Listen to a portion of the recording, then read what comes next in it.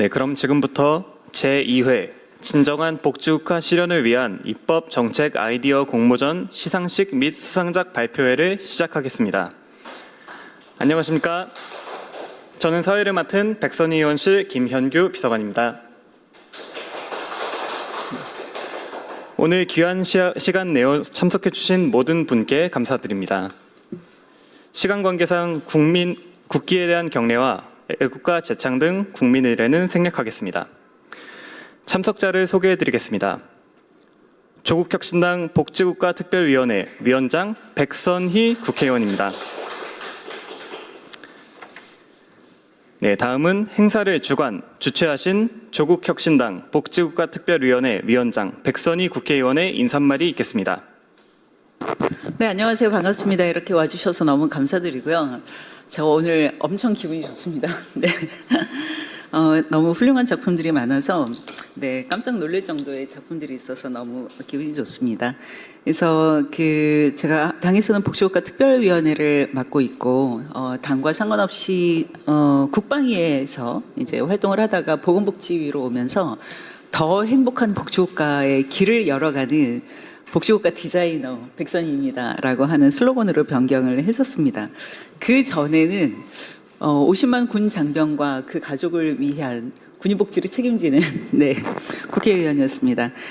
작년에 이어서 올해 하는데 이번에 굉장히 소중한 제안들을 많이 해주셨어요. 그 중에서 또 우리가 엄격한 심사를 거쳐서 오늘 이렇게 5분을 모시게 됐는데요. 그래서 애초에는 사실은 이제 3분만 이제 시상식을 하려고 했는데 작품들이 너무 좋아서 조금 숫자를 늘렸습니다. 그래서 5분에게 오늘 이제 당선돼서 우리가 시상을 하게 되고 진심으로 축하하다라고 하는 말씀 드리겠습니다. 또 저희 심사위원들이 대단하신 심사위원들이 계셨는데요. 그래서 오늘 참석해 주신 우리 이남철 박사님, 네, 감사합니다. 그리고 또 이남철 박사님께서는 소개하려면 굉장히 길기는 하지만은 우리나라의 직업 지금 이름이 기관명이 어떻게 변경이 됐죠?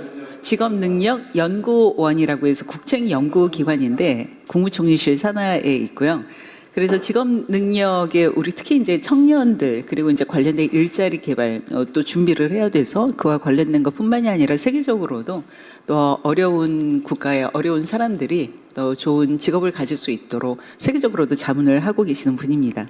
이영규 교수님은 광주대학교의 명예교수님이신데 현장에 굉장히 특화된 교수님이세요. 그래서 정책을 피상적으로 알지 않고 속속들이 너무도 잘하시는 분인데 이영교 교수님이 또 엄격한 심사를 해주셨고 또 이창곤 박사님이라고 언론인인데요. 언론인이면서 사회정책을 공부를 하셔서 복지에 대한 이해가 굉장히 높으신 분입니다.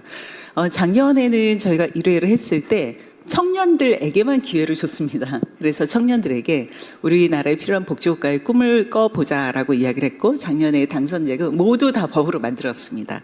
그래서 올해는 제가 국방위에서 활동을 했었기 때문에 사실은 군인들을 위한 복지가 좀 소외되어 있었고 하기 때문에 이 국방, 보훈과 관련된 복지를 저 혼자만 하지 말고 국민들도 관심을 갖고 실제로 이 정책을 제안할 수 있는 기회를 주면 좋지 않을까라고 해서 국방보훈과 복지의 영역 하나하고 그리고 또 하나는 기후재난에서의 이제 새로운 복지 영역이 필요한데 그래서 기후재난, 기후환경 관련된 복지라고 하는 두 분야에 우리가 작품들을 받았습니다. 특히 이제 올 여름을 거치면서 이 기후 문제가 얼마나 심각한지를 알 수 있고 이를 통해서 많은 국민들이 얼마나 고통을 받고 있는지를 알 수 있는 그런 주제입니다. 1등상 우리 이준선님이 제안하신 거는 전역을 특히 이제 의무복무를 마친 청년들에게 전역을 정책 지원의 출발점으로 하자. 그래서 전역을 의무복무를 마친 청년에게 사회복귀 바우처도 지급하고 취업 직업훈련 서비스를 원스톱으로 제공하자라고 하는 내용이었습니다. 늘 제가 고민하던 부분이었습니다. 우리 청년들이 의무복무를 마치는데 마치고서 학교나 사회에 연착륙하기가 쉽지가 않더라고요. 그래서 이 군의 경험을 아주 귀하게 쓸 수 있고 또 역량을 강화시킬 수 있는 방법이 무엇인가 제가 고민을 하고 있었는데 바로 그런 내용이 이번에 1등으로 당선이 됐습니다. 당 대표상을 수상을 하게 됐고요. 그리고 2위 원내대표상을 수상하는 김예슬님의 군 의료기관의 여성의학이라고 하는 부분이었습니다. 군 의료 자체가 지금 매우 어려운 상황인데 그 상황에서 여성의학을 고려하기는 좀 쉽지 않은 부분입니다만은 그럼에도 불구하고 우리가 여성의학이라고 하는 거를 이 안에 녹여내는 것은 너무도 중요하다라고 생각이 들었는데 일단 군 보건 의료인에게 성차의학 교육을 하자라고 제안을 했었습니다. 제가 이 성차의학이라고 하는 그 전문가를 몇 달 전에 만나서 이야기를 한 적이 있었는데요. 정말 필요하다라고 생각을 했었는데 바로 이 성차의학이라고 하는 거를 군 보건하고 연계를 시킨 점이 저에게는 굉장히 인상적이었습니다. 그래서 이제 여성 군인이 늘어나고 있는데 임신 출산 지원을 넘어서 여성 군인의 보편적인 건강권이라고 하는 거를 제안을 했다라고 하는 측면에서 저한테 굉장히 감동적이었습니다. 3위는 특별위원회 위원장상을 수상하게 되는 윤동영 님의 작품인데요. 군 복무 중에 사실은 제가 와서 보니까 여러 가지 교육을 많이 받더라고요. 직무, 교육, 훈련 이런 부분을 많이 받는데 그런 부분들이 군에서 배운 것으로 끝나는 경우가 많지 않았나라고 하는 생각이 드는데 이렇게 군에서 배운 것들을 민간의 직무 역량으로도 인정받게 해서 민간의 직무 역량으로 인정하는 이거를 한번 제도화시켜보자라고 하는 것이었습니다. 그렇기 때문에 군 복무에서의 경험이 군 복무 기간으로 끝나지 않고 그 이후에 인생하고 연결된다라고 하는 측면에서도 또 이제 감동을 받았습니다. 특별상이 이제 두 작품인데 그중에 서덕현 서시아님이 제안을 한 것은 제가 군인들의 그 부상당한 군인들의 복지에 대해서도 관심이 많았는데요. 공무상 부상을 인정을 받지만은 상위 등급 기준에 미달하는 경우가 있습니다. 그렇게 되면은 여러 가지 지원 혜택의 차이가 굉장히 많이 있는데 이렇게 상위 등급 기준에 미달하더라도 보훈 케어 마일리지 내지는 자립 이행 바우처라고 하는 것을 제안을 해서 사실은 국가를 위해서 헌신한 사람들을 끝까지 국가가 책임지는 그런 제도화를 만들어 보자라고 하는 부분도 감동이었습니다. 5 그 수상팀 중에서 기후 환경과 관련해서는 조은서님이 이제 유일하게 하나인데요. 이 제도를 많은 국민들이 듣게 되면 그래 필요해라고 말씀들을 하시게 될 것 같습니다. 지금 이제 에너지 바우처라고 하는 것이 있는데 좀 일회성으로 있는데 이런 것을 일회적으로 하지 말고 특히 취약계층의 노후 주택의 문제를 좀 근본적으로 해결할 수 있는 에너지 취약계층 주거 효율화 지원 특별법을 지금 만들어야 되는 시대가 아니냐라고 이야기를 했습니다. 이렇게 좀 이례적이지 않고 모든 국민이 기후재난 속에서도 좀 안전한 주거 환경에서 살아갈 수 있도록 제안한다라고 하는 측면에서 매우 의미가 있었고 우리가 이 부분을 또 에너지 사회권이다라고 이야기를 할 수 있지 않을까라고 생각이 듭니다. 너무도 훌륭해서 제가 이런 작품들을 볼 때마다 굉장히 좀 감동을 많이 받고요. 특히 이런 거를 제안을 할 때 청년들이 제안을 하게 되면은 제가 너무너무 기분이 좋거든요. 그래서 오늘 이제 기분이 더 좋은 것 같습니다. 작품도 좋고 또 청년 여러분들이 제안을 해주셔서 좋습니다. 제가 이 그 공모전을 하는 이유는요. 입법 활동, 국민들을 위한 좋은 그 입법은 국회의원 많이 만드는 것이 아니고 국민들과 함께 만들었을 때 진정성이 있고 그리고 어떤 정책의 좀 체감도 효과성이 굉장히 높다라고 생각이 들어서 국민들 모두가 이런 좋은 입법을 만들 자격이 있다라고 생각이 듭니다. 그리고 때로는 국회의원들보다 더 좋은 구체적인 제안을 만들 수도 있다라고 생각이 듭니다. 저는 그 연결하는 역할을 해야 된다라고 생각을 해서 하고 있습니다. 매년 제가 할 것입니다. 여러분들 이제 오늘 제안해 주신 거 이따가 우리 프레젠테이션이 있으면서 듣게 되는데요. 최대한 우리 의원실에서 이거를 입법화할 거고요. 이제 입법이 아니라 정책이 적절하다라고 하면은 정책화할 거고 그 입법과 정책은 백선희 의원실하고 바로 수상자 여러분들의 같은 이름으로 홍보를 많이 할 것입니다. 여러분들에게도 좋은 기회가 됐으면 좋겠다라는 생각이고요. 앞으로도 관심을 많이 가져주시기를 바랍니다. 조금 있다가 우리 그 심사위원님께서 또 심사평을 해주실 텐데 그리고 옆에 계시는 두 분은 이제 그 국방부 전체적으로 이제 국방부에 소속돼 있으면서 국회에서 그 국방부와 국회를 연결하는 협력관의 이제 역할을 하고 계시는 분들입니다. 5팀의 프레젠테이션을 우리 듣고 그 중에서 4부분이 이제 국방 정책과 관련된 부분이어서 두 분들도 듣고서 소감이 어떤지 조금 청하고 싶습니다. 미리 말씀을 드리겠습니다. 네, 감사합니다. 네, 다시 한번 여러분들의 수상을 축하드립니다. 네, 백선희 국회의원님 말씀 감사합니다. 다음은 심사위원 심사평이 있겠습니다.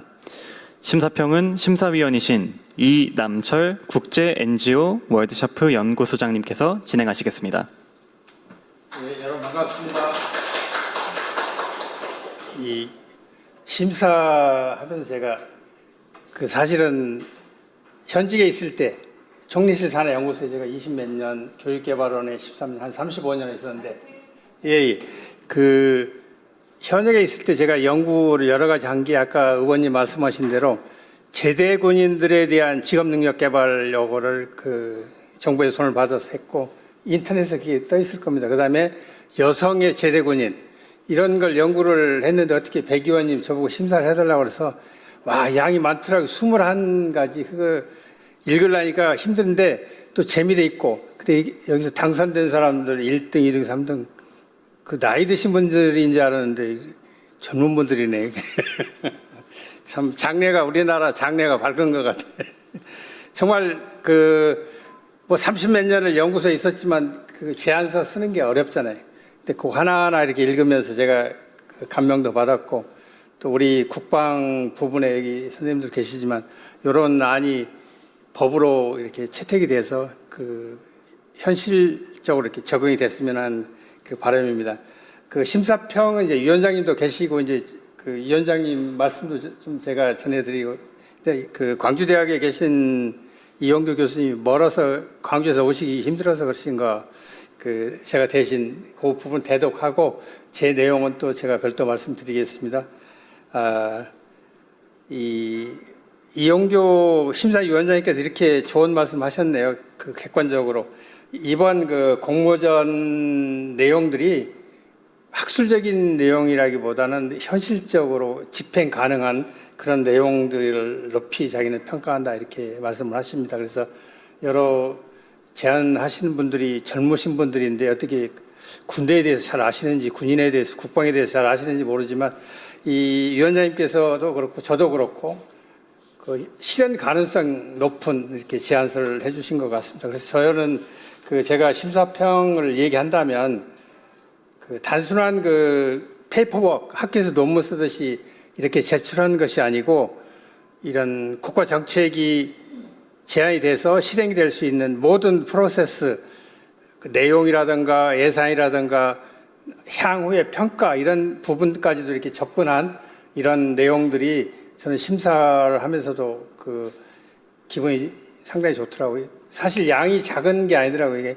그래서 우리 의원님이 나한테 노동을 많이 시키나 했는데 이렇게 나라를 위해서 일을 하는 여러분들이 자랑스럽고요. 그래서 그 다시 한번 말씀드리면 저는 심사평을 한다면 그냥 과거에 우리 그 공무원들 제안서 내라고 하면 그냥 페이퍼워크만 이렇게 내는데 예산까지 또 이게 집행이 됐을 때 어떤 문제점이 있는가 이런 내용들까지도 이렇게 짚어주셔서 참 좋은 그 제안서라는 그 생각을 씁니다. 다시 한번 그 축하드리고요. 오늘 발표 내용 잘 듣고 저도 제가 신문 칼럼을 많이 쓰는 사람인데 올해까지 신문 칼럼을 450개 썼습니다. 그래서 여기서 느낀 점을 제가 개인적으로 칼럼 하나 쓰겠습니다. 국방관계 논문 말고 제가 접근하는 그 언론사하고 해서 나름대로 한번 좀 글을 좀 쓰도록 하겠습니다. 감사합니다. 이남철 박사님 감사합니다. 이어서 기념사진 촬영 시간을 갖도록 하겠습니다. 네, 제가 복지국가 하면은 으랴차차 하시면서 화이팅 포즈 하시겠습니다. 복지국가. 그럼 이제 2부 수상작 발표회를 시작하겠습니다. 발표 순서는 시상 순서와 동일하게 대상, 최우수상, 우수상, 특별상 순으로 진행하겠습니다. 먼저 대상 이준서님 앞으로 나와주시기 바랍니다. 안녕하십니까. 이번에 진정한 복지국가 실현을 위한 아이디어 공모전 시상식에서 대상을 수상하게 된 이준서라고 합니다. 발표 시작하겠습니다. 제 발표 주제는 전역자의 사회복귀를 위한 원스톱 통합지원 시스템입니다. 서두부터 이런 얘기를 꺼내기 좀 그렇지만 제 머리를 보면 아시다시피 저는 군인입니다. 그래서 군인인 입장으로서 이 법률안을 제안하게 되었다는 취지에서 발표를 좀 이해해 주셨으면 좋겠습니다. 문제 제기입니다. 대한민국 청년에게 병역 의무는 약 18개월의 공백을 맞는다고 생각합니다. 병역 의무는 국가를 위한 의무이지만 그로 인한 시간적 비용은 여전히 개인에게 남아있는 측면이 강하다고 생각합니다. 구체적으로 세 가지를 들어보자면 1년 6개월 동안 이제 병역 의무를 하느라 노동시장 진입이 지연되는 것은 물론이며 대학교를 다니는 친구들의 경우에는 학업의 연속성이 좀 단절되는 경우도 있을 것이며, 그리고 초기 자산이 있다고는 하지만 그 초기 자산이 그렇게 아직까지 확연히 크다고는 장담하지 못하는 것이 현 대한민국 군의 현실입니다.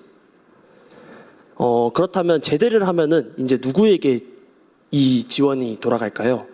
중장기 복무 제대 군인은 5년 먼저 중기 복무 제대 군인이라고 한다면 부사관 혹은 장교 등과 같이 의무 복무가 아니라 자원에서 하는 복무를 하는 분들을 얘기하는데, 이 중기 복무 제대 군인은 5년 이상에서 10년 이하인 군인들이고 장기 복무 군인들은 10년 이상 군인들입니다.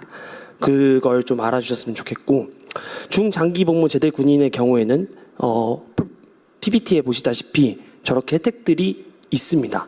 저기 나열된 혜택들 말고도 제대군인 지원에 관한 법률안에 따르면은 굉장히 많은 지원 혜택들이 있습니다.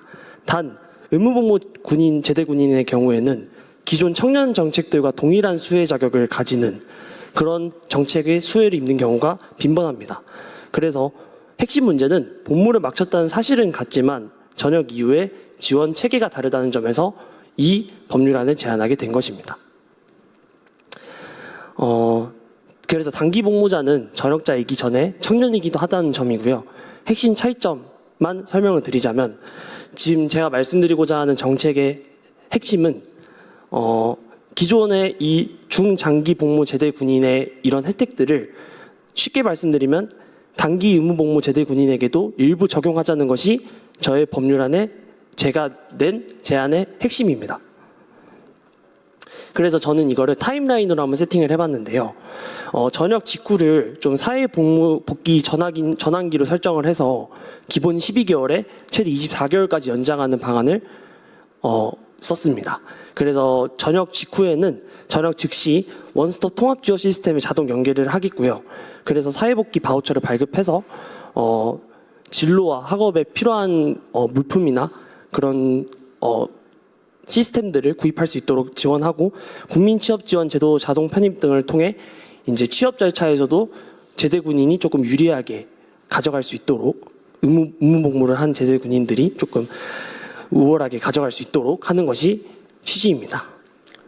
이제 상세하게 설명을 드리겠습니다. 통합지원 패키지입니다. 사회복귀 바우처라고 하여서 전역 후에 사회복귀에 필요한 교육, 앞서 말씀드린 교육, 훈련 비용을 바우처 형태로 지급하도록 하고요. 직업훈련, 그리고 대학 평생교육 수강, 국가자격증 취득 등에 활용 가능하며 맞춤형 지원 방식으로 지급할 것을 건의드립니다. 그리고 국민취업지원제도는 전역자를 국민취업지원제도에 자동 편입해서 별도 신청 없이 구직 지원을 받을 수 있도록 하는 것인데, 이거에 대해서 조금 모르시는 분들이 있을 것 같아서 이제 조금 제가 설명을 드리자면, 국민취업지원제도는 구직활동 지원 프로그램을 1유형, 2유형으로 선택해서 지원하는 제도인데, 지금 제가 말씀드리고자 하는 이 국민취업지원제도는 신설하는 것을 말씀드리는 겁니다. 그래서 1유형, 2유형 말고도 기타 다른 유형을 하나 신설해서 보다 더 쉽게 구직 지원을 받을 수 있도록 하는 것이 저의 목적이고요. 그리고 청년 맞춤형 취업 서비스 같은 경우에는 요새 많이 한다는 멘토링 그리고 진로 설계 상담 등을 노동시장 재진입을 위해서 체계적으로 지원한다는 것입니다. 그리고 기타 제가 생각하지 못한 점들은 뭐 의원님들이나 기타 많은 지금 국회에 계신 분들이 많이 검토하시겠지만은 제가 생각한 점은 고용노동부 장관 승인하에 허락되는 교육 프로그램들이 있다면 더 할 수 있도록 하고자 하는 것이 통합지원 패키지의 내용입니다. 그렇다면 프로세스는 어떻게 될까요? 우선 전역을 하면 병무청에 전역을 했다라는 게 등록이 돼야 되겠죠. 그래서 병무청에 연계를 하고요. 전역자 데이터를 자동 연계해서 대상자 정보 이관하고 지원 자격을 사전적으로 확인을 해야 되겠고요. 그 병무청에서 연계한 그 데이터를 바탕으로 전역자가 이제 전역자 접수를 하는 거죠. 이제 국민취업제도나 혹은 사회복지 바우처나 뭐 이런 기타 서비스들을 받기 위해서 전역자를 접수를 시키는 거죠. 그러니까 전역자가 찾아가는 게 아니라 이제 국가가 찾아오는 거죠. 그런 게 제가 말씀드리고자 한 점이고, 그런 다음에는 원스톱 통합 지원을 하는 것입니다. 그리고 서비스 연결을 한 뒤에 이제 사회복귀를 완료하는 것이 시스템의 프로세스입니다. 그러면 이것들을 실현하기 위해서는 어떤 것들이 필요할까요? 법률 개정 패키지라고 해서 저는 법률안을 새롭게 만드는 것이 좀 한계가 있다고 생각해서 기존의 법률안들을 개정하는 것을 선택을 했는데, 우선 첫 번째는 청년고용촉진특별법인데 제8조의 2, 3 사항을 조금 수정하면 될 것 같습니다. 이거를 다 말씀드리기에는 솔직히 조금 발표에 좀 한계가 있을 것 같아서 이제 종이로만 들고 왔는데, 요약하자면 전역 청년을 청년 고용 정책의 명시적 대상군으로 규정한다는 것입니다. 그래서 병역으로 인한 경력 학업 단절을 공식 인정하고, 이거를 전역 후 일정 기간 내 청년 고용 지원 프로그램 우선 적용 근거를 마련하는 것이 특별법의 핵심입니다.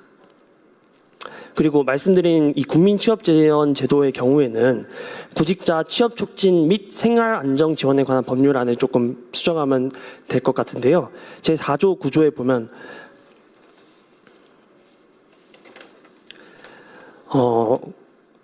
직업안전법에 따른 구인 또는 구직 신청을 받아 행하는 구인자 및 구직자의 근로계약 체결에 관한 알선 지원 또는 고용정보의 수집 제공, 이 조항을 조금 수정하면 될 것 같은데, 이 별도 신청 없이 전역 즉시 구직소득 및 보전 및 취업 지원 서비스를 연계받을 수 있도록 제도적 근거를 마련하는 것입니다.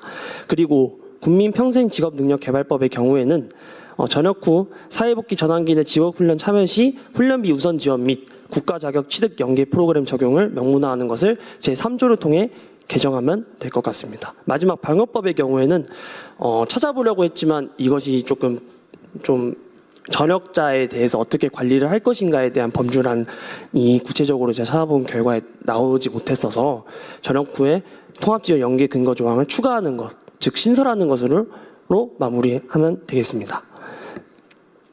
그렇다면 어떤 부처가 이 입법을 하는데, 이 정책을 도입하는데 필요할까요? 첫 번째는 고용노동부입니다.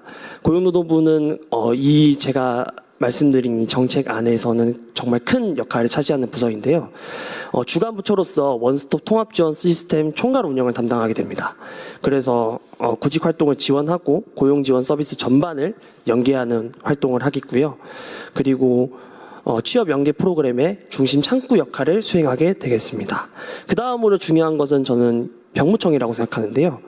병무청의 경우에는 전역자 데이터를 관리하고 대상자를 원스톱 통합 지원 시스템으로 자동 연계할 수 있도록 행정을 절차를 간소화하는 역할을 담당하기 때문에 그 다음으로 중요하다고 생각합니다.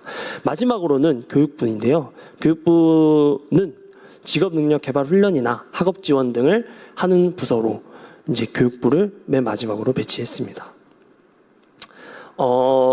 이 정책안이 제가 내면서도 실현 가능성이 그래도 조금은 있겠다라고 생각이 들었던 점은, 이것이 기존 정책 인프라를 활용해서 연결 조정하는 것이고, 그리고 제대군인 지원에 관한 법률안의 경우에 있는 내용들을 조금 옮기는 거에 불과하기 때문에 이 정책은 조금 실현 가능성이 있다라고 생각을 하고요.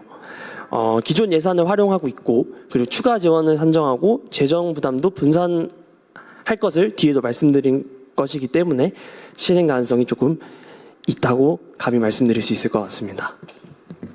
추진 로드맵은 다음과 같습니다. 제도 설계 및 시범 사업을 먼저 하겠고요, 당연히. 그리고 제도 확장 및 전국화를 진행하고 이것이 수요가 있다. 그리고 이 사업의 실효성이 좀 있다 판단될 시에 제도를 통합 및 상시 운영하는 것으로 이렇게 로드맵을 짜 보았습니다. 제가 말씀드리고 싶은 3대 핵심 메시지는요. 병역으로 발생하는 사회 경제적 공백에 국가가 보정을 해줘야 된다라는 게 있고요. 그리고 단기 의무 복무 제대 군인 사회복귀 지원 체계를 마련해야 되고 그리고 기존 고용 교육 훈련 제도 연결로 원스톱 지원을 구축하는 것이 이 지원 체계를 마련하고 국가가 보장할 수 있는 행동 중에 하나다라는 측면입니다. 국가를 위해 의무를 다한 청년이 사회로 돌아오는 길도 국가가 함께 만들어야 된다고 생각합니다. 전역자의 사회복귀를 위한 원스톱 통합 지원 시스템 발표를 마치겠습니다. 감사합니다. 네, 전역자의 사회 복귀를 위한 원스톱 통합 지원 시스템 마련을 주제로 한 발표였습니다. 현역 장병으로서 군 장병의 헌신에 걸맞는 예우와 처우 개선을 고민했다는 점이 인상적입니다. 감사합니다. 다음은 최우수상 김예슬님 앞으로 나와주시기 바랍니다. 네, 안녕하십니까. 입법정책 아이디어 공모전에서 수상하게 된 성균관대학교 사회복지학과 김예슬입니다. 발표에 앞서 수상의 영광을 안겨주신 모든 분들께 진심으로 감사드립니다. 저는 여성 군인의 건강권 보호와 증진을 목표로 군 보건의료에 관한 법률 일부 개정을 제안하였습니다. 지금부터 발표 시작하겠습니다. 발표의 목차는 다음과 같습니다. 2016년 당시 5.5%에 불과하였던 여성 군인의 비율은 꾸준히 증가하여 2024년에는 사상 처음으로 두 자릿수를 기록하였습니다. 이러한 변화에 발맞추어 정부와 국방부는 여성 군인 확대에 대한 강한 의지를 표명하고 있습니다. 현 정부는 국정운영 5개년 계획을 통해 여성 군인의 선발 확대를 약속하였으며 국방부 역시 2027년까지 여성 군인의 비율을 15.3%까지 확대할 것을 목표로 제시하였습니다. 이처럼 여성 군인 확대에 대한 논의가 활발해지고 있는 오늘날 여성 군인의 안녕을 위한 정책 역시 함께 논의되어야 하리라 생각하였습니다. 이에 다음과 같은 문제의식을 바탕으로 군보건 의료에 관한 법률 일부 개정안을 제안하게 되었습니다. 우선 여성군인 596명을 대상으로 실시된 여성군인의 건강 상태에 관한 연구에 따르면 응답자의 86.6%가 최근 3개월간 월경전 증후군과 비정상 자궁출혈 등 여성질환을 경험한 것으로 나타났습니다. 이처럼 대부분의 여성 군인이 여성질환을 경험하고 있음에도 불구하고 군보건 의료기관의 여성의학과 진료 체계는 여전히 미흡한 실정입니다. 전체 군병원 가운데 여성의학과 진료가 가능한 곳은 단 7곳에 불과하였으며 전체 군의관 중 여성의학과 진료가 가능한 군의관의 비율 역시 0.4%에 그쳤습니다. 아울러 국가인권위원회의 조사에 따르면 여성 군인의 주로 이용하는 의료기관의 95.3%는 민간 병원인 것으로 나타났으며 이는 군병원의 의료 전문성이 낮을 뿐만 아니라 진료과가 제한적이기 때문인 것으로 나타났습니다. 여성과 남성의 생물학적 차이를 고려할 때 군보건 의료기관의 여성 군인의 의료 수요를 충족하지 못하는 문제의 심각성은 더욱 분명해집니다. 여성과 남성은 신체 구조, 호르몬, 장기의 크기와 지방량 등 수많은 생물학적 특성에서 차이를 보이며 이를 결정하는 유전적 차이는 1%에 해당합니다.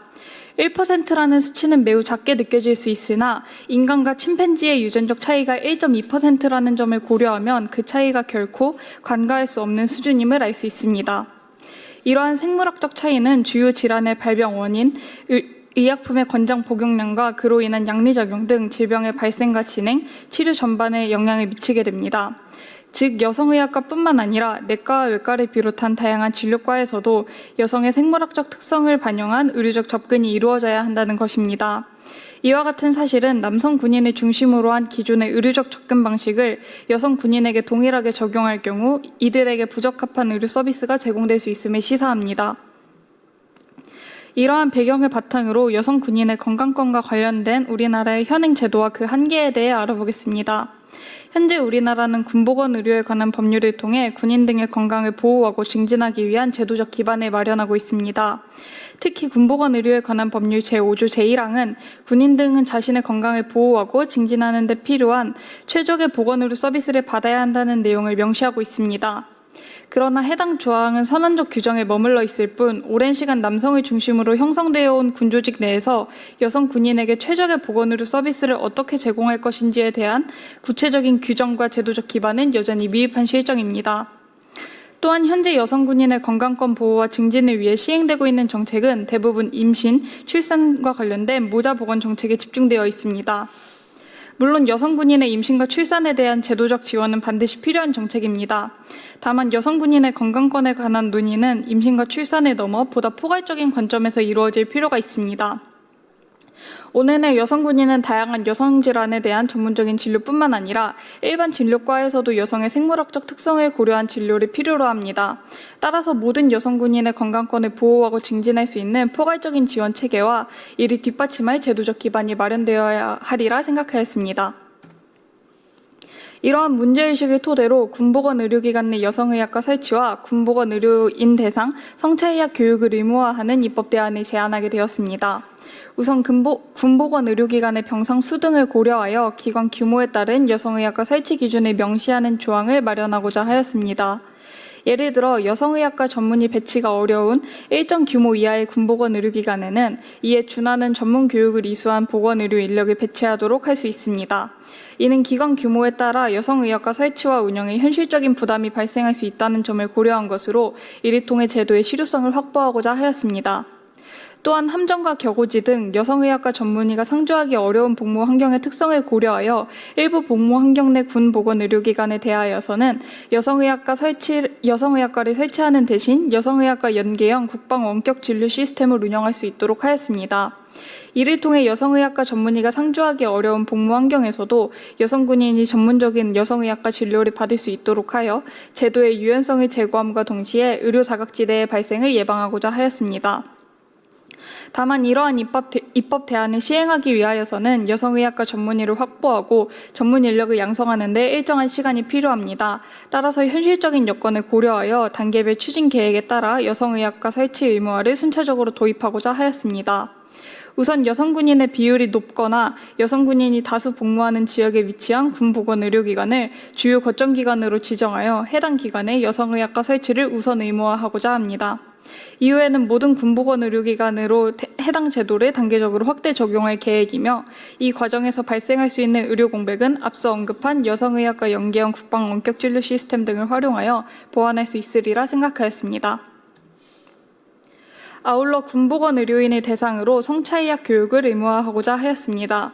성차의학이란 성별에 따른 생물학적 차이를 바탕으로 질병의 발생과 진행, 치료 단계를 연구하는 의학 분야입니다.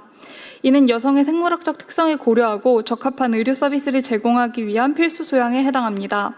이에 모든 군보건 의료인을 대상으로 성차의학 교육을 의무화하여 여성 군인이 내과, 외과 등 일반 진료과를 이용하는 경우에도 자신의 신체적, 정신적 특성에 맞는 의료 서비스를 제공받을 수 있도록 하는 제도적 기반을 마련하고자 하였습니다. 특히 군 복무의 특성상 근무 일정이 상이하여 교육에 참여하는 데 어려움이 발생할 수 있다는 점을 고려하여 대면 교육과 비대면 교육을 병행 운영하도록 하였습니다. 이를 통해 교육 미이수자 발생을 방지하고 성차의학 교육 의무화 제도를 도입하는 과정에서 발생할 수 있는 운영상의 어려움을 제거하여 제도의 효율성을 높이고자 하였습니다. 이처럼 모든 군보건 의료인을 대상으로 성차의학 교육을 의무화하는 것은 군보건 의료인 양성기관의 정규 교육과정에 성차의학에 관한 과목을 포함하도록 하는 제도적 기반으로 확장될 수 있다는 점에서 의의를 지닙니다. 나아가 남성을 중심으로 한 조직인 군에서부터 의료인은 여성의 생물학적 특성에 대한 이해를 반드시 갖추어야 한다는 인식이 공유된다면 성차의학의 중요성에 대한 사회적 공감대가 형성되고 이러한 인식이 민간의료 분야로도 확대되는 계기가 될 것으로 기대됩니다. 앞서 소개해드린 군보건 의료기관 내 여성의학과 설치와 군보건 의료인 대상 성차의학 교육 의무화에 대한 제안은 다음과 같은 세부 운영 방식을 마련하여 제도의 실현 가능성을 제고하고자 하였습니다. 우선 지원 대상은 군보건 의료에 관한 법률 제2조 제1항에 따른 군인 등에 해당하는 여성으로 규정하였습니다. 이때 군인 등이랑 군인사법 제2조에 따른 군인과 군무원 인사법에 따른 군무원을 포함하도록 하였습니다. 이는 국방 영역의 모든 여성 인력이 신분이나 보직 등에 의한 차별 없이 건강권을 보장받을 수 있도록 하기 위함입니다. 즉, 포괄적인 개념인 군인 등을 적용하여 군복원 의료복지의 사각지대를 원천적으로 해소하고자 한다는 것입니다. 또한 추진 주체는 군복원 의료에 관한 법률 제8조에 따른 군복원 의료 발전 추진위원회 구성 주체, 즉 국방부 보건복지관, 국군의무사령관 등으로 규정하였습니다. 군 행정과 의료 실무 현장의 의견을 함께 반영할 수 있도록 하여 제도의 실효성을 높이고자 하였습니다. 특히 성차의학 교육은 교육을 위한 교재와 프로그램을 개발하는 과정에서 의료 전문성을 충분히 확보하는 것이 관건으로 자리합니다. 이에 따라 대한성차의학과 학회 등 외부의 전문기관과 협력체계를 구축하여 형식적인 교육에 그치지 않고 의료 실무 현장에 활용할 수 있는 전문적인 교육을 제공하고자 하였습니다. 마지막으로 운영 예산은 국방 예산 가운데 장병 보건 및 복지 향상 등 관련 항목을 효율적으로 조정하여 재원을 마련하고자 하였습니다. 해당 항목의 예산은 2026년 기준 전년 대비 약 20% 가까이 증가하였다는 점을 고려할 때 제도의 안정적인 도입과 안착을 위한 재원 확보 역시 충분히 가능할 것으로 전망됩니다. 본 입법은 다음과 같은 효과를 바탕으로 여성 군인의 건강권 보호와 증진을 실현할 수 있습니다. 우선 여성 군인이 임무를 수행하거나 부대를 이동하는 과정에서 의료 공백 없이 안정적으로 복무할 수 있는 환경을 선제적으로 조성할 수 있을 것으로 기대됩니다. 다시 말해 여성 군인이 배치된 이후에 지원 체계를 구축하는 사후적 대응이 아니라 지원 체계를 선제적으로 구축하여 여성 인력을 보다 유연하게 운용할 수 있는 기반을 마련한다는 것입니다. 또한 여성 군인을 위한 보건복지 의료 수준이 향상됨에 따라 직무 만족도와 조직 몰입도가 제고될 것으로 기대됩니다. 이는 의료 사각지대를 해소하고 건강 문제로 인한 조기 전역을 예방할 뿐만 아니라 여성 군인이 안정적으로 경력을 관리하는 데에도 긍정적인 영향을 미치게 됩니다. 마지막으로 현 정부와 국방부가 추진하는 여성군인 확대의 목표를 달성하기 위하여서는 여성군인이 안심하고 복무할 수 있는 환경이 반드시 뒷받침되어야 합니다. 이러한 점에서 여성군인의 건강권을 보호하고 증진하기 위한 본 입법은 현 정부와 국방부의 목표인 여성군인 확대를 실현할 수 있는 제도적 기반이자 성평등한 군 환경을 조성하여 우수한 여성 인재의 유입과 복무를 지원하는 토대가 될 것입니다. 이 제안이 여성 군인의 안녕에 일조할 수 있기를 바라며 이상으로 발표를 마치겠습니다. 감사합니다.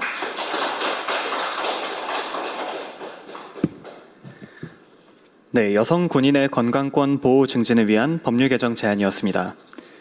다음은 우수상 윤동혁님 앞으로 나와주시기 바랍니다. 앞선 발표자분들께서 발표를 너무 잘해주셔가지고 제가 좀 긴장이 많이 되는데 제 발표는 일단 좀 컴팩트하게 준비를 해왔습니다. 그래서 군 복무 이력의 사회적 역량 인정 발표를 맡은 윤동혁입니다. 자, 그럼 목차입니다. 먼저 제안 배경과 문제의식 설명드리고 현행 제도 및 한계 알아보겠습니다. 그리고 제 제안 내용과 아이디어 구체화 방안 설명드린 다음에 기대효과 넘어가 보겠습니다. 우리나라 대부분의 남성은 병역 의무 대상자입니다. 그래서 일정 기간 학업, 취업, 경력을 중단하고 군복무를 수행을 합니다. 국방의 의무는 소홀해서는 안 될 중요 의무이지만 학업 성취와 노동시장 진입에 있어서는 다수의 지연이 발생하고 이로 인해서 외부적 요인으로 인해 개인의 입장에서는 다소 수동적인 진로 설계를 하게 됩니다. 또 이러한 의무가 매년 20만 명 이상의 청년들에게 반복적으로 부과되고 있기 때문에 이러한 것들은 개인의 적응 노력에 맡길 것이 아니라 사회가 청년 진로와 고용 정책 차원에서 지원해야 할 필요가 있다고 보았습니다. 여기서부터 문제의식 들어가겠습니다. 일단 개인의 인식을 먼저 말씀드렸습니다. 근데 사회적 인식 또한 군 복무를 공백으로 보는 인식이 굉장히 강합니다. 근데 저는 여기에서 문제의식을 던지고 싶은 것이 군 복무가 과연 공백일까? 라는 의문이 들었습니다. 이건 살짝 다른 얘기인데 제가 군에 입대하기 전에는 어른들께서 운전병으로 가라. 운전병은 운전을 하니까 앞으로 삶에 도움이 될 것이다. 이렇게 많이 말씀해 주셨습니다. 근데 꼭 운전병이 아니더라도 통신 관련 통신 장비와 시스템을 운영하고 통신병 보급 관련해서 물품을 수령하고 불출하고 관리하는 보급병 그리고 또 각기 다른 특기병들이 아주 많이 있고 군대 내에서도 아주 경험을 쌓을 수단이 많이 있습니다. 그래서 이런 것들을 사회에 나와서도 인정받을 수만 있다면 경력에 충분히 활용 가능할 것이라고 저는 보았고 이러한 배경 끝에 아이디어를 내게 되었습니다.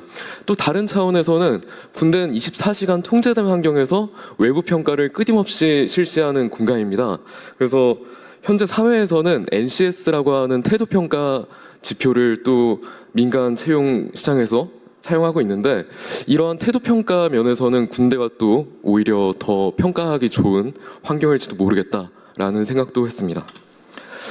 근데 가장 큰 문제는 전역자가 이렇게 스펙을 쌓고 나왔어도 채용 시장에서 이걸 어떻게 표현해야 할지 또 증빙할 서류를 또 발급받을 방법이 없습니다. 그래서 이러한 것들을 해결하기 위해서 제 아이디어가 일단 현행제도부터 먼저 말씀드리고 제대군인 지원에 관한 법률이 나와 있는데 국가와 지방자치단체는 사회복귀 지원 및 그 인력의 개발 활용을 위해서 노력해야 된다. 그리고 습득한 기술들이 사회에서 활용될 수 있도록 필요한 시책을 강구해야 한다라는 기본 골자가 있고요. 또 호봉이나 임금을 결정할 때 제대군인의 경력을 기간에 산입해서 그만큼 우대한다는 내용이 이미 들어가 있습니다. 그리고 군인사법 시행규칙에서는 경력 증명서를 발급할 수 있도록 해서 군대에서 어떤 일들을 했는지 서류로 증빙할 수 있도록 일단 방안 자체는 마련이 되어 있습니다. 근데 여기서 한계가 호봉과 임금을 경력을 산입을 하는 걸 통해서 보장을 하는 것이 채용 후에 임금 단계에서 적용이 되는 것인데 그럼 채용 전에는 이러한 스펙을 어떻게 살려서 일단 채용이 돼야 임금을 받는 거잖아요. 그래서 그 이전에 취약점이 존재한다는 생각을 하게 됐고 또 수혜 범위에 대해서 현행 법률은 의무 복무 대상자보다 이제 장기 복무 대상자들을 수혜를 주는 것을 우선적으로 보고 있기 때문에 또 제한적이다라는 평가가 있을 수 있겠습니다. 그리고 마지막으로 역량 평가인데 복무 기간을 산입하는 거에 대해서는 잘 이루어지고 있지만 복무 내용에서 어떤 내용으로 그 기간을 채웠는지를 따로 평가하는 수단이 마련되어 있지 않습니다. 그래서 이러한 부분에서 제가 내놓은 제안 내용이 제대군인 지원에 관한 법률에 대해서 붉은 표시를 해두었습니다. 직무 경험의 표준화 및 연계에 필요한 시책을 강구하는 것을 객관적으로 확인할 수 있는 복무 경험을 기록하는 걸 통해서 진행됐으면 좋겠다 하는 마음으로 이렇게 예시를 일단 짜왔습니다. 그리고 경력 증명서의 경우에도 기존 서식에서는 근무 기간, 근무처, 직무 이렇게 세 가지만 아주 단촐하게 표시를 하는데 관련 교육이나 자격을 받은 이력 그리고 또 민간 직무 연계 정보 등을 함께 서식에 첨부하면 어떨까 하는 아이디어입니다. 그래서 이걸 어떻게 할 것이냐 아마 좀 뜬구름 잡는 소리처럼 들리실 수도 있을 것 같습니다. 근데 제가 참고 삼은 것이 국가직무능력표준이라고 하는 NCS라고 하죠. 공기업에서 채용할 때 많이 사용하는 지표인데 이게 이미 체계화되어서 존재하기 때문에 군에서 객관적으로 확인된 직무 경험을 이렇게 NCS와 같은 체계를 참고해서 민간 영역으로 대행할 수 있으면은 그게 번역이 되겠다라는 생각을 하게 됐습니다. 아직도 잘 모르시겠죠? 그래서 제가 준비를 해왔습니다. 앞에 발표자의 예시입니다. 저는 육군 병장 만기 전역을 했고요. 기갑여단 의무보급병으로 근무를 했습니다. 아마 제가 지금 경력을 기술서를 발급받으면 이렇게 나올 텐데 이렇게 말해서는 제가 군에서 어떤 복무를 했는지 여러분이 와닿지가 않으실 겁니다. 근데 NCS로 들어가 보면은 06번 카테고리에 보건의료라는 카테고리가 있습니다. 또 여기서 보건, 보건지원, 그리고 병원 행정, 병원 구매 관리 이렇게 세분화된 카테고리로 들어가면은 제 연계 직무는 병원 구매 관리에 속하는 직무를 하게 된 것이고 또 직무 경험을 의약품 소모품 관리, 재고 관리, 입출고 관리, 물품 검수 등으로 서면화해서 표현할 수가 있게 됩니다. 제가 만약에 여러분들한테 의무보육병 어떤 일을 했냐고 물어보신다면은 실제로 이용할 만한 건 의약품 관리, 온습도 관리, 또 백신 같은 걸 사용할 때 어떻게 앰플을 집는지부터 시작해서 위생 관리 그런 것들을 군대에서 배웠는데요. 저는 그런 경험이 군대가 아니었다면 또 쌓을 수 없었던 경험이라고 생각해서 이렇게 서면으로 남기면은 앞으로 관련 직무에 종사하게 될 때 경력으로 사용할 수 있겠다라는 생각을 해서 이렇게 예시로 만들어 보았습니다. 기대 효과입니다. 능동적 활용이 가능합니다. 병역 의무 이행자가 현재는 수동적으로 이렇게 국방의 의무를 다해야 자기 커리어를 쌓아나갈 수 있게 돼 있는데 능동적으로 군대에 입대하기 전부터 나는 이런 분야에 종사하고 싶어 라고 딱 정한 다음에 관련 분야의 특기병으로 군에 입대한 후에 전, 중, 후를 관통하는 경력 관리를 할 수 있겠다라는 기대 효과를 일단 첫 번째로 내세우고 있습니다. 그리고 두 번째로 현재 군인들에게 채용 관련해서 기존의 논의는 어떤 일률적인 특혜나 우대에 관해서 많이 논의가 되었던 걸로 알고 있습니다. 근데 이 경우에는 일률적 특혜를 제공하는 것이 아니라 실제로 어떤 복무를 했는지 객관적으로 파악을 하고 그거에 맞는 좋은 점이 있으면 좋게 평가를 해주는 그런 객관적인 평가이기 때문에 구체적 타당성이 확보될 수 있다고 보았습니다. 그리고 마지막으로 군 내부에서 보직 배치나 교육 훈련 그리고 자기개발 지원이 보다 더 원활하게 만약에 이 제도가 자리를 잡는다면 이루어질 수 있을 거라고 기대했습니다. 그래서 관련 부처로는 보훈부에서 이 모든 어떤 대응표를 번역을 하는 작업을 맡고 병무청에서 기록을 통해서 이런 걸 사실들을 증빙하고 또 고용노동부에서 이러한 만들어진 표를 또 노동 채용 환경에서 어떻게 활용할 수 있을지 연계하면은 좋겠다라고 생각을 했습니다. 좀 많이 절었는데요.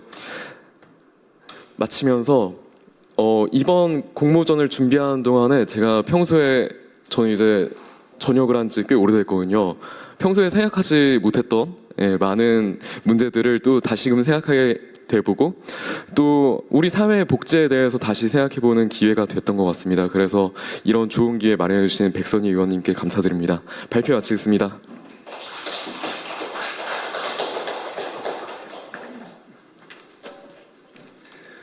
네, 군 복무가 공백이 아닌 경력이 될 수 있도록 제도를 깊이 고민했다는 점이 인상 깊습니다. 네, 다음은 특별상 서덕현님 앞으로 나와주시기 바랍니다. 네, 안녕하십니까. 네, 저는 상위 등급 미달 국가공상자의 의료, 자립, 사각지대 해소를 위한 보훈케어, V케어 정책을 제안드린 중앙대학교 사회복지학부 서덕현입니다. 국가를 위해 복무하거나 공무를 수행하다 다쳤고 그 공상 사실도 국가로부터 인정받았습니다. 그런데 상위 등급을 받지 못했다는 이유만으로 기본적인 상위처 치료를 넘어선 일상적 재활과 보조기구 지원 그리고 사회복귀 과정에서 충분한 지원을 받지 못하는 분들이 있습니다. 저희는 이 제도의 공백을 메우고 공상을 인정하는 데서 멈추지 않으며 공상 이후의 삶까지 국가가 책임지는 보훈체계를 만들기 위해 이번 정책을 제안하게 되었습니다. 먼저 실제 중앙행정심판위원회 재결례에 나온 한 사례를 함께 보겠습니다. 김모 씨는 1979년 육군에 입대해 복무한 뒤 1982년 병장으로 만기 전역했습니다. 군 복무 과정에서 턱뼈가 골절되고 턱 부위에 상처를 입었으며 여러 개의 치아가 파절되는 부상을 입었습니다.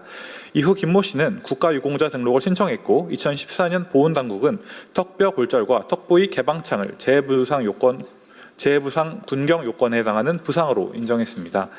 이후 치아 파절도 추가 상위처로 인정받았습니다. 즉 국가는 김모 씨의 부상이 군 복무와 관련해 발생했다는 사실을 공식적으로 인정한 것입니다. 하지만 그 다음 단계인 신체검사에서는 달랐습니다. 김모 씨는 2014년 신규 신체검사와 재심 신체검사를 받았지만 모두 상위 등급 기준 미달 판정을 받았습니다. 이후 추가로 인정받은 치아 파절까지 포함해 2015년 다시 신규 검사와 재심 검사를 받았지만 결과는 다시 등급 기준 미달이었습니다. 김모 씨는 부상과 그 후유증으로 고통을 겪고 있다고 호소했지만 최종적으로 재해부상 군경 법적용 비대상 결정을 받았습니다. 이 사례가 보여주는 것은 분명합니다. 국가는 부상의 발생 사실과 복무 관련성은 인정했습니다. 하지만 상위 등급 기준에 미달했다는 이유로 그 이후의 보훈 지원 체계에서는 사실상 제외된 것입니다. 공상은 인정했지만 치료와 재활 그리고 이후의 삶에 대한 충분한 보호가 이어지지 않는 것, 이것이 저희가 함께 해결하고자 하는 과제입니다. 그렇다면 등급 미달 판정 이후에는 어떤 일이 벌어질까요? 첫째, 사후관리의 공백입니다. 현 제도는 국가가 선제적으로 관리하는 것이 아니라 당사자가 필요성을 인지하고 직접 신청해야만 하는 신청주의 방식입니다. 그렇다 보니 시간이 지나 상위처가 악화되더라도 국가는 먼저 그 상태를 확인하거나 관리하지 않는 한계가 있습니다. 둘째, 의료 지원의 한계입니다. 의료 지원은 인정받은 상위처를 중심으로 제한되기 때문에 후유증이나 재활 과정에서 발생하는 부담을 충분히 덜어주기 어렵습니다. 셋째, 사회복귀 지원의 부족입니다. 군 복무 중 부상으로 학업과 취업이 지연되었더라도 이를 보완해 다시 사회로 돌아갈 수 있도록 돕는 제도는 충분하지 않습니다. 마지막으로 공상 사실을 인정받고도 등급을 받지 못했다는 경험은 당사자에게 심리적 상실감과 제도에 대한 불신으로 이어질 수 있습니다. 결국 국가가 인정한 공상임에도 의료, 재활, 자립 어느 하나 충분히 연결된다고 할 수는 없는 사각지대가 발생합니다. 이러한 문제는 현행 법률 제도에서도 확인할 수 있습니다.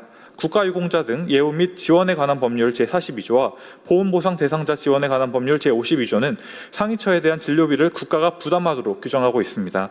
하지만 현행 제도는 상위 등급 미달자들에게 있어 크게 세 가지 한계를 가집니다. 첫째, 의학적 인과관계 입증이 어려운 경계선상 후유증은 지원받기 어렵습니다. 공상 이후 발생하는 연관 질환이나 후유증은 인과관계를 밝히지 못하면 국비 지원에서 제외되기 때문입니다. 둘째, 병원 밖 비급여 재활과 보조기구는 전액 본인 부담입니다. 병원 치료 이후 일상으로 복귀하기 위해 필요한 사후 재활과 맞춤형 보조기구 구매 비용은 지원되지 않습니다. 셋째, 학업과 구직 공백을 메워줄 일상적 자립지원 체계가 부재합니다. 등급 미달자라는 이유로 군 복무 중 부상으로 지연된 학업과 취업을 보완해줄 법적 지원 대상에서 소외됩니다. 결국 1차 치료 이후 회복과 사회복귀 과정의 부담은 온전히 개인에게 남게 됩니다. 저희는 이 지점에서 문제를 발견했습니다. 국가가 공상을 인정한 순간부터 치료가 끝날 때까지가 아니라 치료 이후의 회복 과정까지 국가의 책임이 이어져야 하지 않을까, 이것이 저희가 V케어를 제안하게 된 이유입니다.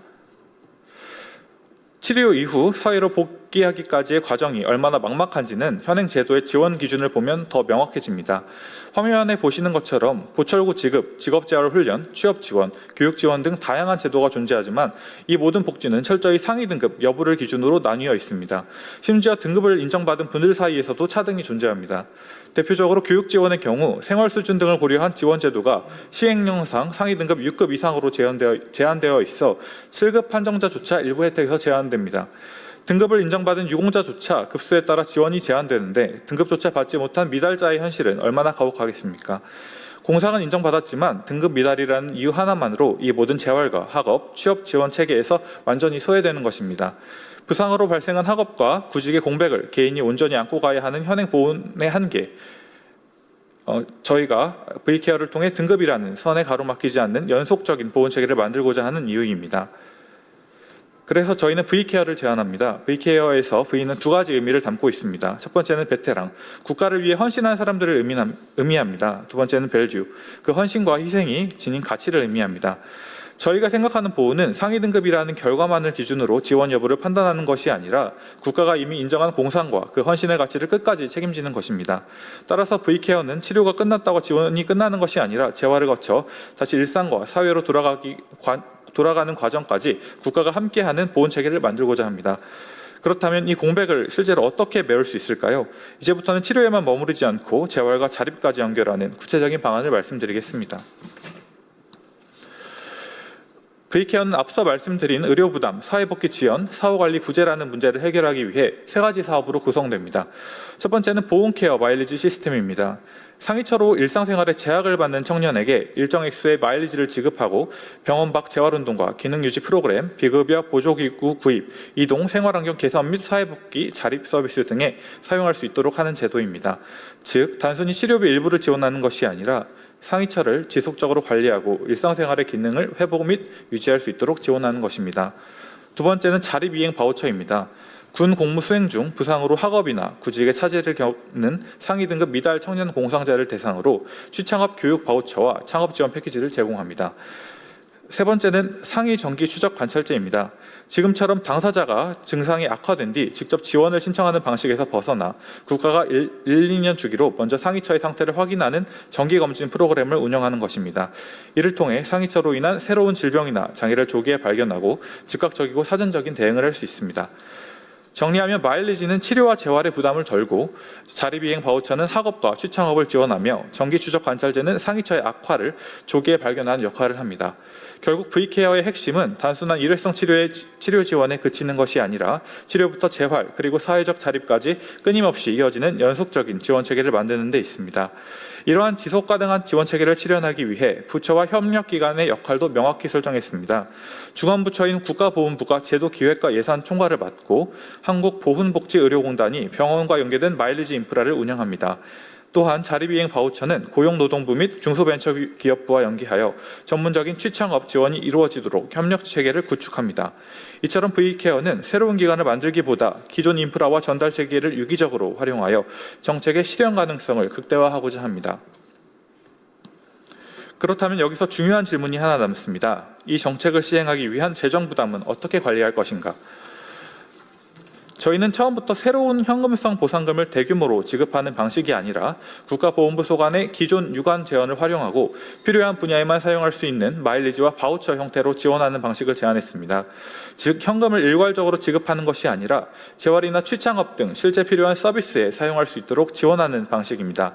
이를 통해 재정 부담은 최소화하면서도 예산이 어디에 어떻게 사용되는지 관리할 수 있고 정책의 효과성도 높일 수 있습니다. 또한 처음부터 모든 국가 공상자에게 동일하게 적용하는 것이 아니라 현재 가장 큰 지원 공백이 발생하고 있는 상위 등급 기준 미달자부터 단계적으로 적용하고자 합니다. 법적으로는 국가유공자법 제42조와 보훈보상 대상자법 제51조의 현행 조항에 대해 재활 자립 지원 범위를 확대하는 내용으로 개정이 필요합니다.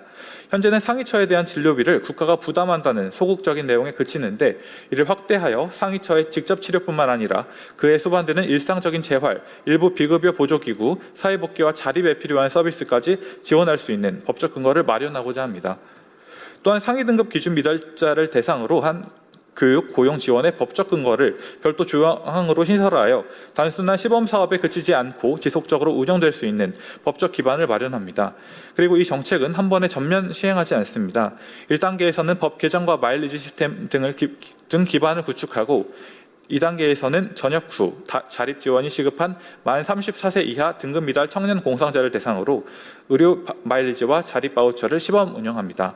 이후 만족도와 정책 효과를 분석하고 3단계에서는 대상자를 전 연령대의 상위 등급 기준 미달자를 확대하고 상위처 정기 추적 관찰까지 제도화합니다. 즉 처음부터 기존 보훈 체계를 크게 바꾸는 것이 아니라 가장 지원이 필요한 대상부터 시작해서 효과를 검증하고 기존 제도와 연계하면서 단계적으로 확대하는 방식입니다. 저희는 이를 통해 실행 가능성과 재정 효율성을 함께 확보하고자 합니다. 그렇다면 V케어가 시행되었을 때 어떠한 변화가 생길까요? 기대 효과는 크게 개인, 사회, 국가 그리고 정책적 측면에서 살펴볼 수 있습니다. 먼저 개인 차원입니다. 상위처를 정기적으로 관리하고 악화 여부를 조기에 확인함으로써 상위의 만성화와 중증화를 예방하고 장기적인 의료비와 건강 부담을 줄일 수 있습니다. 다음은 사회적 측면입니다. 부상으로 인해 발생한 학업과 취업 공백을 줄이고 자립이행을 지원함으로써 청년 공상자가 다시 학업과 일자리로 안정적으로 돌아갈 수 있는 기반을 마련할 수 있습니다. 국가 차원에서는 더 큰 의미가 있습니다. 상위 등급이라는 기준을 넘어 국가가 이미 인정한 공상과 헌신을 중심으로 보훈의 책임을 이어감으로써 보훈 사각지대를 줄이고 국가에 대한 신뢰와 병역 의무에 대한 사회적 신뢰를 높일 수 있습니다. 마지막으로 정책적 측면입니다. V케어는 새로운 기관이나 별도의 전달 체계를 처음부터 만드는 방식이 아닙니다. 기존의 보훈병원과 위탁병원 그리고 고용 취업 지원 체계 등 이미 구축된 인프라를 활용하기 때문에 기존 제도와 연계하면서 단계적으로 시행할 수 있습니다. 마지막으로 저희는 이번 정책을 준비하면서 한 가지 질문을 계속 던졌습니다. 국가는 어디까지 책임져야 하는가? 저희의 답은 분명했습니다. 국가를 위해 흘린 땀이 제도의 기준선 밖에 있다는 이유만으로 그 희생이 제도의 빈틈 속에서 외면받아서는 안 된다고 생각합니다. 공상은 인정받았지만 상위 등급 기준에 미달했다는 이유로 한 사람이 치료와 재활 그리고 다시 자신의 삶으로 돌아가는 과정을 홀로 감당해서는 안 됩니다. 저희가 제안하는 V케어는 단순히 지원을 하나 더 만드는 정책이 아닙니다. 국가를 위해 헌신한 사람에게 국가가 그 이후의 삶까지 책임지겠다는 약속입니다. 공상 이후의 삶까지 책임지는 국가, 그것이 저희가 생각하는 진정한 보훈입니다.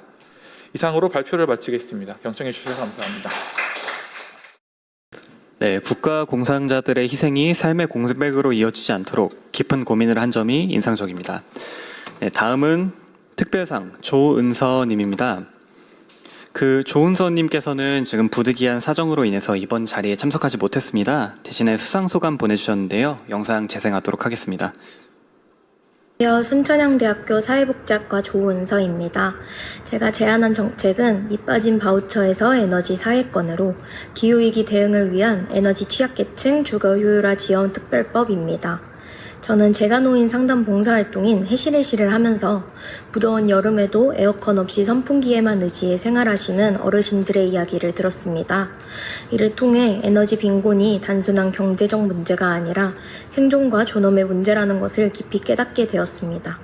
그래서 기존의 에너지 바우처처럼 에너지 비용을 지원하는 것에서 나아가 에너지 취약계층의 주거 환경 자체를 개선하고 기후위기로부터 안전하게 살아갈 권리인 에너지 사회권을 보장하자는 정책을 제안하였습니다.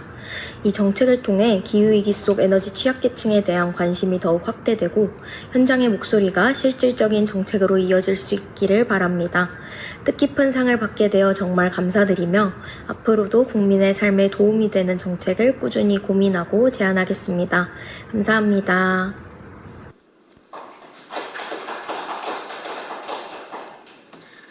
이상으로 수상작 발표회를 마치겠습니다. 다음으로 이번 공모전을 주최하신 조국혁신당 복지국가특별위원회 위원장 백선희 국회의원의 마무리 말씀을 듣겠습니다. 저는 아까 말씀을 많이 들었기 때문에 두 분이 어떻게 느꼈는지가 굉장히 궁금합니다.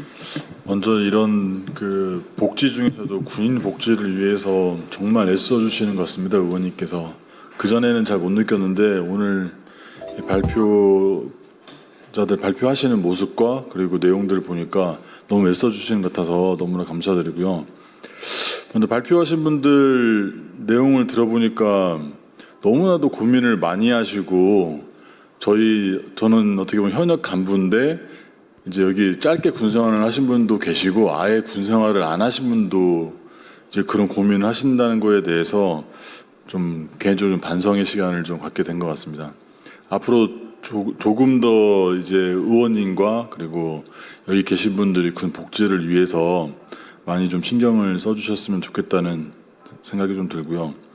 오늘 발표한 내용 듣다 보니까 제가 이제 좀 느낀 거는 제가 연합사를 근무할 때 연합사 안에는 군병원이 있습니다. 지금 여기 용산 지금 뭐 다 평택으로 이전했지만 거기 군병원을 가보면 여기 파병원 이제 미군들은 미군 간부뿐만 아니고 가족 그리고 아이들까지 다 그 병원을 다니더라고요. 근데 보니까 그 병원의 수준이 통상 우리가 여기 현역으로 오신 분들도 있지만 너 군병원 갈래 아니면 민간병원 갈래 그러면 다들 어느 병원 간다고 하세요?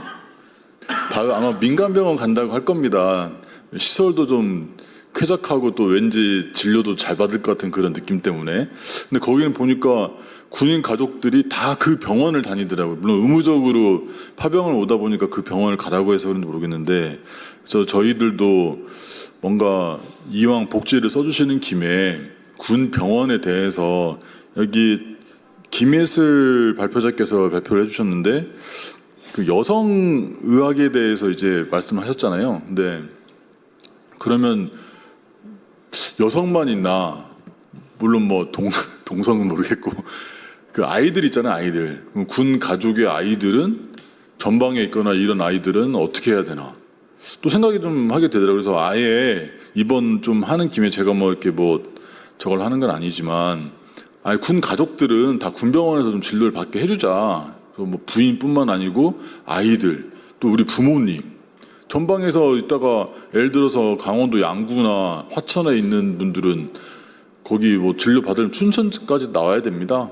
한 1시간 넘게. 그럼 아예 근처에 있는 군 병원에서 아이들까지도 소아과는 왜 없냐 그러면 뭐 여성의학과도 있는데 그럼 애들은 어디 가야 되냐? 엄마는 뭐 군병원 가고 아이들을 위해서 또 병원을 또 멀리 가야 되냐? 아예 그러면 군병원에 다 이제 진료 받을 수 있는 걸 좀 해줬으면 좋겠고 그러면 거기 근무하는 뭐 통상적으로 병원이 어디 있느냐가 그 주거 지역의 가장 큰 복지의 어떻게 보면 하나의 기준이잖아요. 그래서 다 소아도 다 갔으면 좋겠다는 생각이 들고 이준서님하고 윤동영님 제가 말이 자꾸 길어지는데 발표 내용을 듣다 보니까 제가 좀 헷갈리는 게 그 단기로 전역한 전역자들 혹시 말씀하시는 건가요? 단기, 예. 그리고 혹시 이준서님은, 그러니까 제대 군인에 대한 사회복지제가 그 병사들, 용사들 말씀하시는 거죠? 그럼 전 여기서 조금 두 분의 한번 설명을 좀 듣고 싶었던 게, 통상적인 단기 복무는 다 학교로 복귀를 하거든요. 학교로 복학을 대부분 하는 거고, 근데 발표 내용은 복학자들보다는 그 사회로 이렇게 복귀하는 인원들에 대한 포커스가 맞춰져 있는데, 저도 그 지휘관하다 오다 보면 대부분의 병사들은 80~90%가 다 대부분 복학을 하거든요. 사회로 가서 사회에서 일을 하다가 오는 친구들은 좀 적어요. 솔직히 말씀드리면 뭐 체감이 다를 수도 있는데 모르겠는데, 그러면 좀 그 학교로 복귀하는 인원들에 대한 그 어떻게 보면, 물론 학교로 복귀했다 나중에 전역을 하고 사회인이 되긴 하지만 그 기간이 좀 길긴 하죠. 2~3년 정도 걸리니까. 그러면 좀 그걸 좀 구분해 주시면 좀 좋지 않을까. 학교로 복귀하는 애들은 그럼 어떤 전역자로서의 그 뭐랄까 지원을 받나. 혹시 의견 혹시 있으신가요?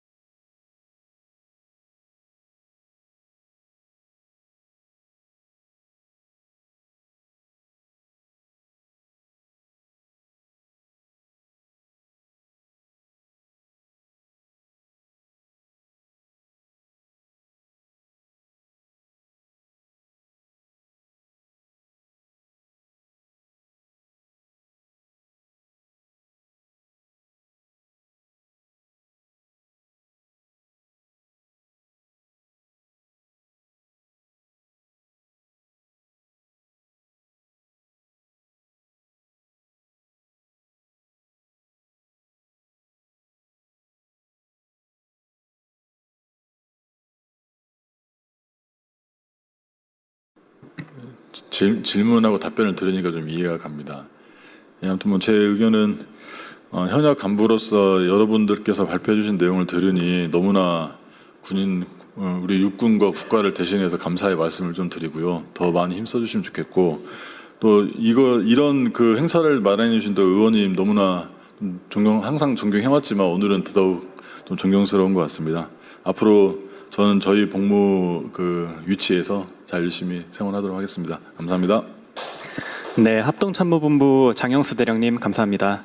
다음은 공군본부 김승기 대령님 말씀 부탁드립니다. 네, 소개까지 해주시고 군은 얘기 안 하려고 그랬었는데 들으면서 드는 생각은 이제 군이 사람도 많고 작은 사회다 보니까 5개의 주제가 있는데 그중에 4개가 군대 주제구나라는 생각이 들었고, 또 그만큼 아직도 개선할 사항이 우리가 진짜 많나 보다, 또 청년들은 그렇게 생각하는 것 같다라고 좀 피부에 와닿는 그런 시간이었던 것 같고, 또 두 번째 들었던 생각은 이 자리에 보건복지관님이라든가 좀 인사복지실장님 이렇게 오셨으면 참 좋았겠다, 국방부에서 이렇게 오셨으면 좋았겠다, 또 그런 생각이 들었습니다.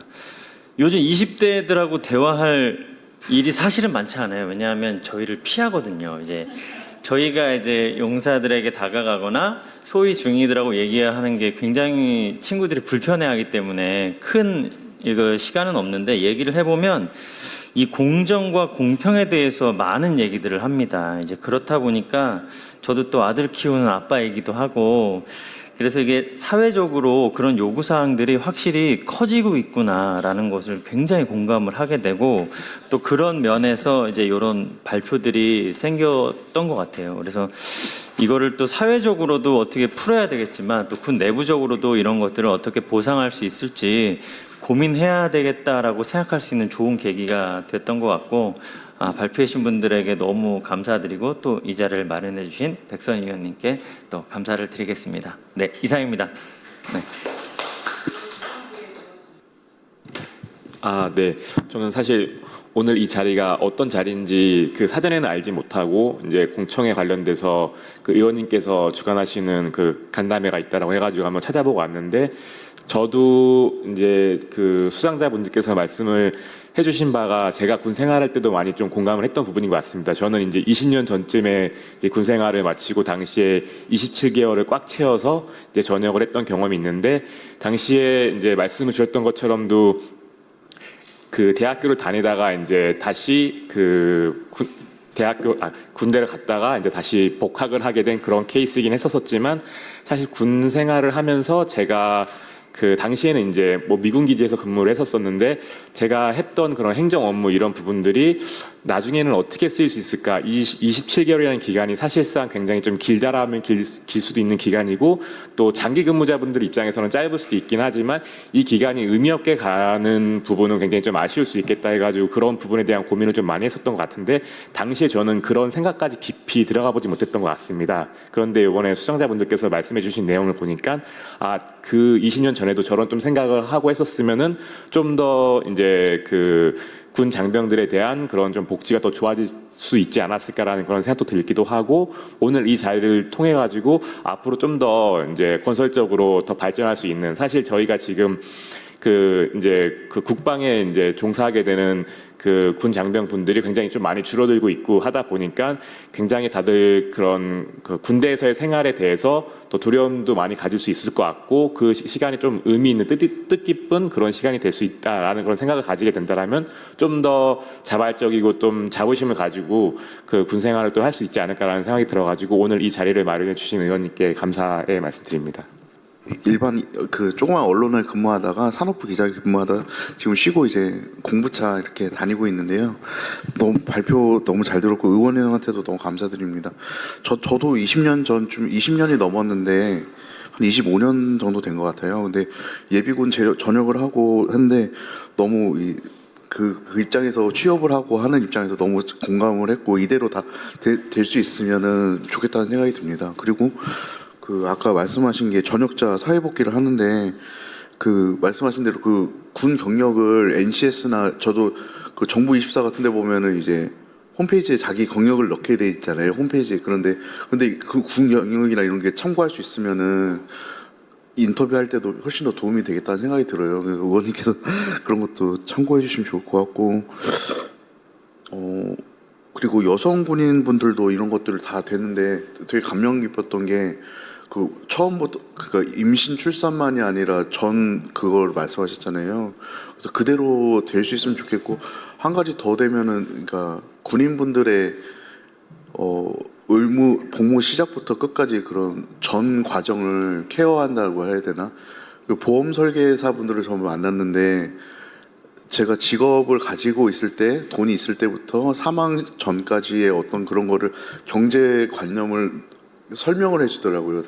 당신의 일과 주기를 이렇게 생애 주기가 이렇게 될 것이니까 자금 흐름을 이렇게 관리해라. 그럼 예를 들면 군인 분들의 그런 건강도 그런 식으로 관리할 수 있으면은 훨씬 더 도움이 되지 않을까 생각이 듭니다. 그리고 한 가지 좀 다른 얘기인데 그 국회에 만약에 오잖아요. 그러면 이제 원스톱 시스템이라고 해야 되나? 꼭 의원님이 아니더라도 그냥 아무나 와서 건의사항이나 불만이나 사회에서 해결되지 않은 부분이 있으면 누구든 와서 건의하고 설명을 해줄 수 있는 분이 한 분 정도 있으면 어떨까요?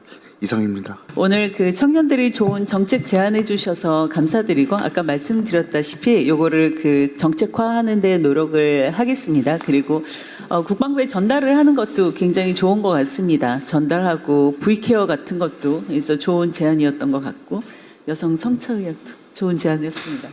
두 분 말씀하신 대로 또 커리어하고 연결할 수 있도록 최대한 노력을 한번 해보겠습니다.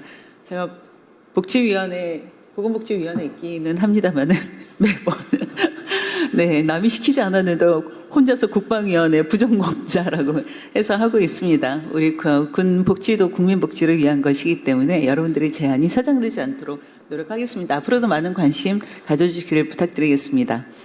네, 감사합니다.